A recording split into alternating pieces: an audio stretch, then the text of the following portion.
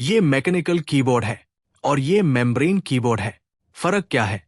Mechanical keyboard में हर एक keys के अंदर डिफरेंट स्विच होता है। मेम्ब्रेन कीबोर्ड में कीबोर्ड के अंदर एक सॉफ्ट रबर पैडिंग होती है। मैकेनिकल में टाइपिंग एक्सपीरियंस काफी अच्छा होता है। मेम्ब्रेन कीबोर्ड क्वाइट होता है और ज्यादा शोर नहीं मचाता। मैकेनिकल कीबोर्ड की लाइफ मेम्ब्रेन कीबोर्ड से ज्यादा होती है। मेम्ब्रेन कीबोर्ड सस्ता आता है। Thanks for watching.